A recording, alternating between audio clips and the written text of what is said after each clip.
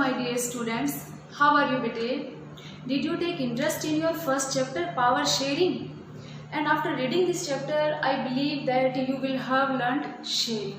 कम से कम उस पार्ट से बेटा आपने बांटना तो सीख ही लिया होगा. ठीक है, let's get back to the chapter first, in which we have studied about Belgium and Sri Lanka. हमने इस पार्ट में बेटा बेल्जियम और श्रीलंका के बारे में पढ़ा था. ठीक है, और बेल्जियम में देखिए हमने देखा था कि कुछ पावर्स जो है सेंट्रल गवर्नमेंट से लेकर और राज्य सरकार को दी गई थी. Some powers were taken from the central government and given to the state, या फिर हम लिख सकते हैं बेटा प्रोविंशियल गवर्नमेंट. प्रांतीय या फिर जो राज्य सरकारें थी, ठीक है ना, उनको शक्तियां हैं वो दे दी गई थी. ठीक है, इसका मतलब ये है कि बेल्जियम के अंदर पहले से ही, ठीक है ना, आपकी प्रोविंशियल गवर्नमेंट्स या प्रांतीय सरकारें हैं मौजूद थी एक्सिस्टिंग अर्लियर, वो पहले से ही थी. फिर उसके बाद लेकिन जो भी ताकतें आपकी सेंट्रल गवर्नमेंट से स्टेट गवर्नमेंट को दी गई थी बेटा, ये वापस ली जा सकती थी, कुड बी विड्रॉ. ठीक है ना, by the central government. Central government ने जो पावर्स या डिवाइड की या दी हैं स्टेट गवर्नमेंट्स या प्रोविंशियल गवर्नमेंट्स को, they could be taken back या withdrawal by the central government. उन्हें वापस लिया जा सकता था. ये इंडिपेंडेंट अपनी पावर्स को यूज नहीं कर सकती थी. इट मीन्स प्रोविंशियल और state governments are subordinate to the central government, कि बेटे ये जो है ये इसके अधीन होकर काम करती थी. But after the amendment of 1993, 1993 के संशोधन के बाद, क्योंकि हमने इसे पढ़ा था कि Belgium amended it's constitution 4 time between the 1970 and 1993. 1970 से और बेटा 93 तक उन्होंने 4 बार अपने संविधान में संशोधन किया. तो यहाँ पर वो ये कि 1993 के बाद जो पावर शेयरिंग का अरेंजमेंट लेकर आए, उसमें जो पावर्स इन्होंने स्टेट या प्रोविंशियल गवर्नमेंट्स को देती हैं, उसके लिए स्टेट गवर्नमेंट्स जो है या आपकी प्रोविंशियल गवर्नमेंट्स हैं वो नॉट सबऑर्डिनेट, अधीन नहीं होंगी, subordinate to the central government, कि राज्य सरकार के अधीन होकर ये काम नहीं करेंगे. No, it means state governments can independently use their powers, कि जो भी प्रांतीय सरकारें हैं वो स्वतंत्र होकर अपनी शक्तियों का इस्तेमाल कर सकती थी, वो इसके अधीन नहीं है. अब बेटे पावर शेयरिंग का अरेंजमेंट एक ये यहाँ पर भी स्टेट गवर्नमेंट्स और प्रोविंशियल गवर्नमेंट्स हैं, और बेटा यहाँ पर भी है. यहाँ पर जो है इसे कहा जाता है यूनिटरी गवर्नमेंट. ठीक है ना, हिंदी में हो जाएगा एकात्मक सरकार. इसका मतलब जिसमें कि सारी की सारी जो पावर है, ठीक है ना, वो एक ही सरकार के पास होती है. किसके पास बेटा? केंद्रीय सरकार या फिर आपकी सेंट्रल गवर्नमेंट के पास होती है. मतलब हम कहेंगे कि the national government has all the powers, इसी के पास सारी है. सेकंड में हमने ये देखा कि इसके अंदर क्या कि पावर्स पहले यहाँ भी थी और यहाँ पर भी, लेकिन यहाँ पर ये इसके अधीन होकर काम नहीं करती, इंडिपेंडेंटली पावर्स को यूज करती है. तो ये वाला जो तरीका है इसे कहा जाता है बेटा फेडरल गवर्नमेंट, संघ सरकार. और यही आपका चैप्टर है फेडरलिज्म. ठीक है ना, जिसके अंदर पावर्स है some powers taken from the central government and given to the state governments, या फिर the power is divided between central and its constituent units, तो वो आपकी फेडरल गवर्नमेंट होती है. ठीक है, अब बात करें श्रीलंका, तो श्रीलंका में बेटा यूनिटरी गवर्नमेंट ही थी. इसका मतलब कि जो मेन एक गवर्नमेंट है आपकी नेशनल, जिसे हम कह रहे हैं सारी शक्तियां या पावर्स जो है वो उसी के पास है. Where the national government has all the power, सारी पावर्स है वो इस नेशनल गवर्नमेंट के पास.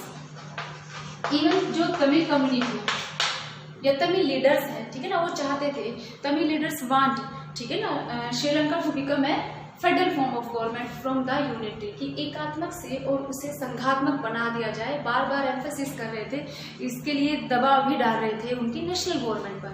अब देखिए हमें यही देखना है कि फेडरल फॉर्म ऑफ गवर्नमेंट जो है उसकी वो फीचर्स या फिर किसे कहते हैं बेटा. Let's take again these two forms beta, federalism and unitary system. Federalism is a system of government in which power is divided between central authority and its constituent units.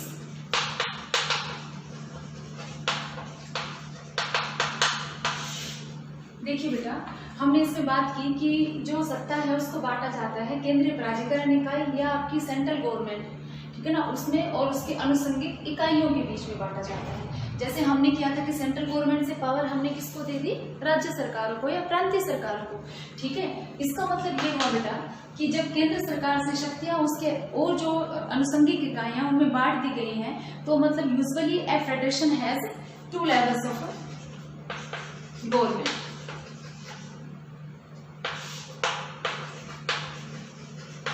इसका मतलब ये है कि उसके क्या हो गए, आपके उस सरकार के आमतौर पर 2 स्तर होते हैं, और ये 2 स्तर हैं वो बेटा आपके कौन से, एक आपका हो गया central and the second state या प्रोविंसेस। 2 स्तर हो गए ना, एक तो आपका सेंट्रल है, ये सेंट्रल के अलावा हमने जो उसकी अनुषंगिक इकाइयां उनमें भी सत्ता को बांट दिया है। तो इसका मतलब जो स्टेट गवर्नमेंट है या प्रोविंशियल गवर्नमेंट से बेटा वो, और सेंट्रल, तो सेंट्रल गवर्नमेंट जो है बेटा ये किन मुद्दों को जो आपके नेशनल या राज्य से संबंधित जो होते हैं उन मुद्दों को हैंडल करने का काम करते हैं, ठीक है। और आपकी जो स्टेट गवर्नमेंट्स या आपकी जो प्रोविंशियल गवर्नमेंट्स है बेटा, ठीक है ना, ये स्टेट से संबंधित डे टू डे एडमिनिस्ट्रेशन जो है स्टेट्स के, उन मैटर्स जो है उनको देखने का काम करती हैं। मतलब कॉमन नेशनल इंटरेस्ट है टेकन या handle by the central government and day to day administration related to the states are handle by state governments और प्रोविंशियल गवर्नमेंट्स। ये 2 हो गए। फिर हम एक चीज और ले लेते हैं, जब हमने ये कहा कि 2 लेवल बन गए हैं और दोनों अलग अलग हैं, ठीक है, इट मीन्स कि जो दोनों लेवल है, मतलब स्टेट गवर्नमेंट एंड ये प्रोविंशियल गवर्नमेंट्स या स्टेट गवर्नमेंट्स और बेटा सेंट्रल गवर्नमेंट, तो both these levels of government enjoy their power independently. ये दोनों स्वतंत्र होकर अपनी शक्तियों का इस्तेमाल करते हैं। आप कह सकते हो both these governments enjoy their power independently, स्वतंत्र होकर दोनों काम करती। इट मीन्स प्रोविंशियल और state governments are not subordinate to the central government, कि आपकी ये सरकारें जो है बेटा ये इसके अधीन नहीं है। इवन आप you can also write that the central government can't order to the state government and can't be withdrawal the powers from the state governments, की ये शक्तियों को ले भी नहीं सकती वापस, ठीक है ना, इन्हें कुछ करने का आदेश भी नहीं दे सकती। जो पावर्स स्टेट गवर्नमेंट या प्रोविंशियल को मिल गई है वो स्वतंत्र होकर उनका उपयोग करती है। आप इसमें एग्जाम्पल भी डाल सकते हैं, जैसे कि इंडिया बेटा, बेल्जियम या फिर यूएसए या स्पेन, बहुत सारे हैं आपके। Let's move to the second. अब हम देखते हैं यूनिटरी सिस्टम। हमने किया था एग्जाम्पल जैसे कि आपका श्रीलंका में है, इसमें आपके 2 स्तर है, इवन देन मतलब मोर देन 2 भी हो सकते हैं बेटा, ठीक है। यूनिटरी सिस्टम जो इसमें आपका क्या एक ही लेवल होता है। आप ये भी लिख सकते हैं कि either there is 1 level of government. Either इसलिए लिखा बेटा, एदर मतलब कि एक है या फिर एक से अधिक हो भी सकते हैं, ठीक है ना, लेकिन जो और होंगे वो क्या होंगे, सबऑर्डिनेट, सबऑर्डिनेट यूनिट्स। वैसे ही जैसे इसमें हमने कहा था इट्स कॉन्स्टिट्यूएंट यूनिट्स, तो ऐसे ही अगर एक है तब तो ठीक है, वो कौन सा है, सेंट्रल गवर्नमेंट। पर अगर उसके सबऑर्डिनेट्स यूनिट्स हैं, इसका मतलब और भी है तो वो उसके अधीन है, ठीक है, अधीन है। तो इसका मतलब यहाँ पर सेंट्रल गवर्नमेंट ही ज्यादा पावरफुल है बेटा, and central government can order to the state या फिर प्रोविंशियल गवर्नमेंट्स। राज्य सरकार जो है उनको आदेश दे सकती है बेटा, कौन, केंद्र सरकार दे सकती है। इवन सेंट्रल गवर्नमेंट आप ये लिखिए कि द पावर्स, ठीक है ना, given by the central government to the state या provincial government could be withdrawn by the central government. उनसे उन शक्तियों को छीना भी जा सकता है, भंग भी किया जा सकता है, ठीक है। इसलिए एक स्तर है और नहीं है, 2 है तो भी वो इसके अधीन है। मतलब ये अपनी पावर्स को इंडिपेंडेंट यूज नहीं कर सकती, लाइक आपके यहाँ जैसे कर रही थी, किसमें, फेडरल सिस्टम में। इसलिए ये आपका हो गया बेटा एकात्मक, मतलब एक सरकार, तो यूनिटरी फॉर्म मतलब यूनियन से, एक से है। तो ये आपका एक एग्जाम्पल आप लिख लीजिए इसमें, Sri Lanka.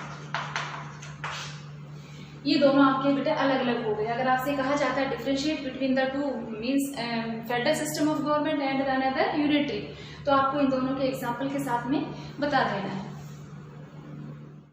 Now come to the interesting topic of this chapter beta, and you have to feed in your mind these key features of the federalism.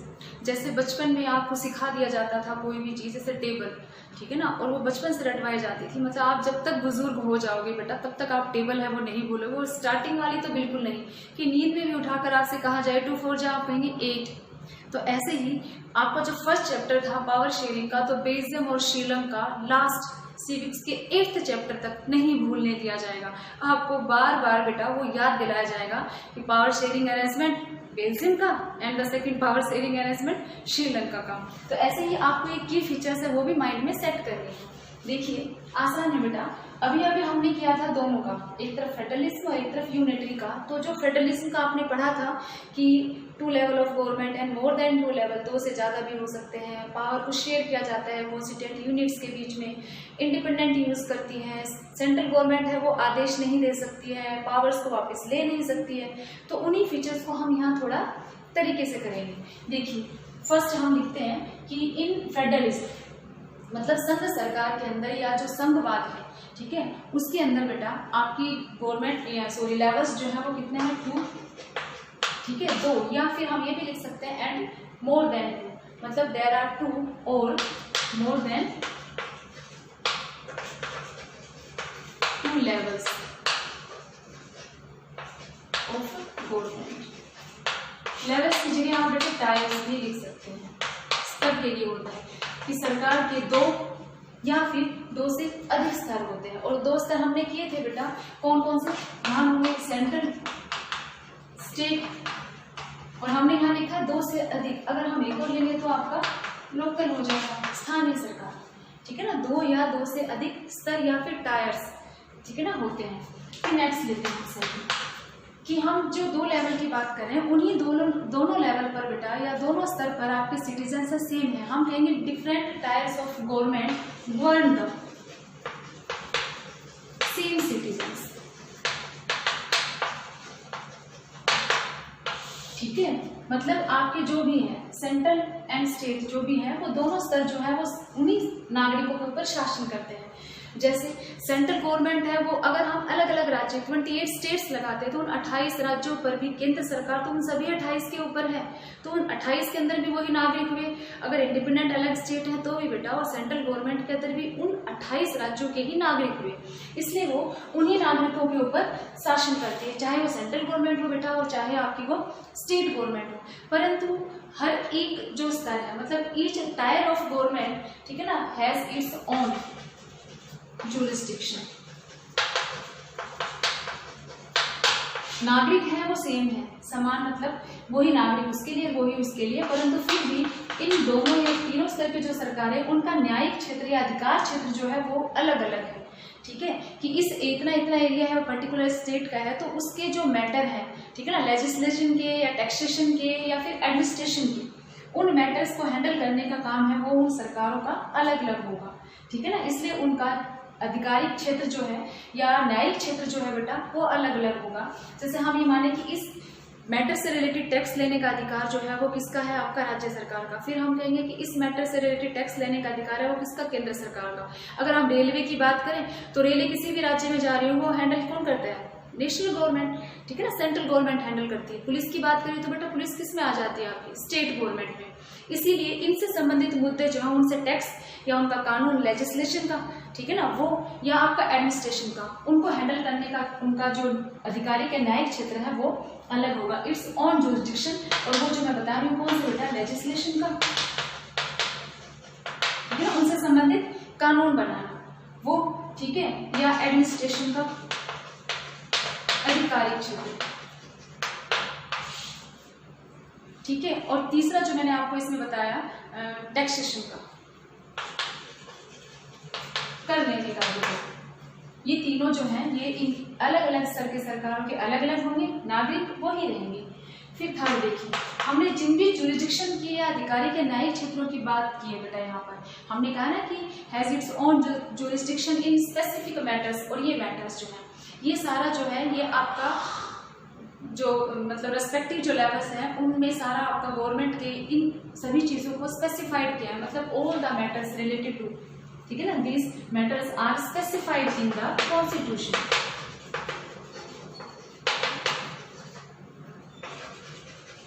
इससे संविधान में वर्णित किया गया है। किसका क्या क्या अधिकार है, कितना या क्या निर्णय लेने, किस मुद्दे से संबंधित निर्णय लेने का अधिकार है वो किसके पास है। All is specified in the constitution. संविधान में इस चीज को बता दिया गया है या फिर उसका वर्णन कर लिया गया है। इसके बाद हम लेते हैं, देखो, फंडामेंटल प्रोविजंस ऑफ द, जो मूल आधार है,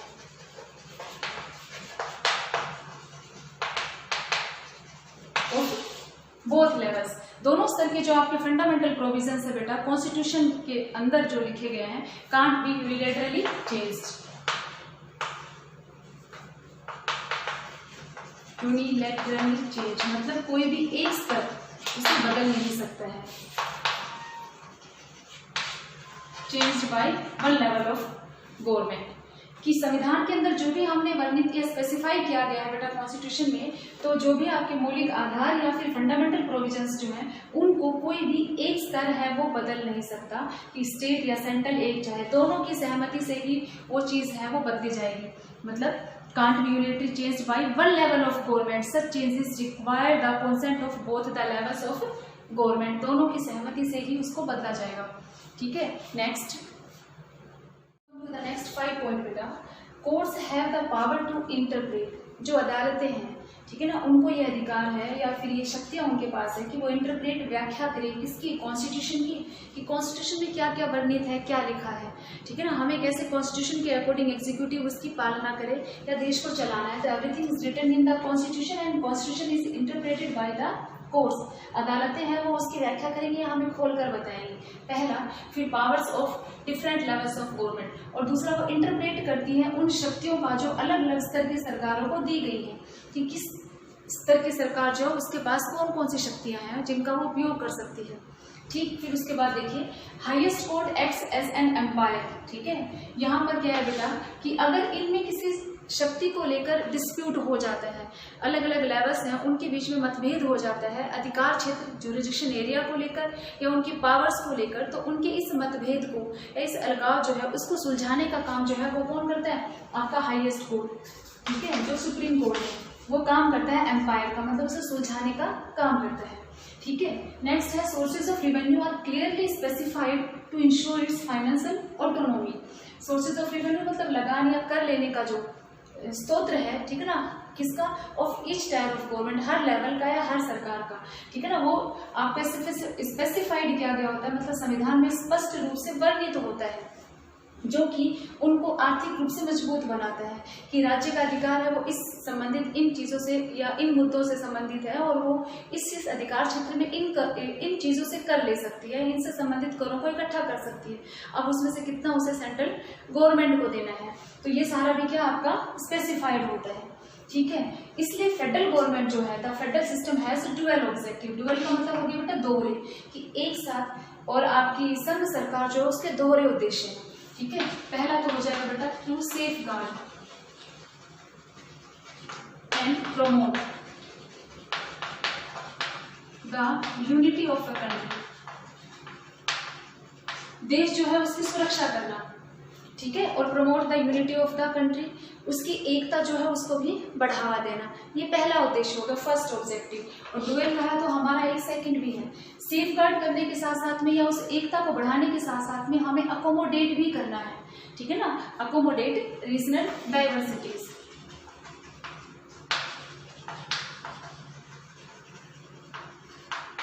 आपकी जो अलग अलग विभिन्नताएं हैं, डाइवर्सिटीज, रीजनल हो गया, क्षेत्रीय या प्रांतीय विभिन्नताएं हैं बेटा, उनके अंदर सामंजस्य भी बिठाना है। और this is very important, like India, Bharat जैसे देश के लिए बहुत जरूरी है जहाँ पर फिजिकली भी, कल्चरली भी, या फिर ऐसे बहुत सारी डाइवर्सिटीज या विभिन्नताएं हैं, तो उनके अंदर ऐसे विभिन्न संस्कृति या भाषा या ऐसे अलग अलग एरिया क्षेत्र वाले भारत के अंदर हमें क्या करना है, उनको एक साथ रखना है, सामंजस्य बनाकर रखना है, साझा, और साथ में हमें क्या करना है, एकता को भी बनाए रखना है। तो ये दोहरे उद्देश्य जो दोनों हैं ये आपके किसके, फेडरल सिस्टम के। ठीक है ना, और इसीलिए हमने डिफरेंट लेवल्स के अंदर सत्ता को बांटा है। अलग अलग प्रांतीय स्तर पर, क्योंकि सारी ताकतें अगर एक साथ रहती है तो इतने बड़े लार्ज और वास्ट जो कंट्री है, डाइवर्सिटीज वाले को हैंडल करना बहुत ज़्यादा मुश्किल हो जाता है। इसीलिए हमने पावर को डिवाइड कर लिया, ठीक है, और इसे इजीली से हैंडल किया जा सकता है। इट मीन्स बेटे आपके डुअल ऑब्जेक्टिव के साथ यहाँ 2 एस्पेक्ट्स भी हैं, किसके, फेडरल फॉर्म ऑफ गवर्नमेंट के 2 दृष्टिकोण, और ये जो 2 एस्पेक्ट्स हैं ये आपके 2 कौन से बेटा, पहला म्यूचुअल ट्रस्ट, म्यूचुअल ट्रस्ट आपसी भरोसा किसका, सेंट्रल गवर्नमेंट और उसके साथ जो उसकी कॉन्स्टिट्यूएंट यूनिट्स हैं, ठीक है, उसकी अनुषंगिक जो इकाइयां, उनके बीच में उनका आपसी भरोसा होना चाहिए। जो भी हमने अलग अलग मैटर्स पढ़े उन सभी में, ठीक है, कि वो दोनों मिलकर काम करें, तो म्यूचुअल ट्रस्ट, और दूसरा है एग्रीमेंट टू लिव टुगेदर,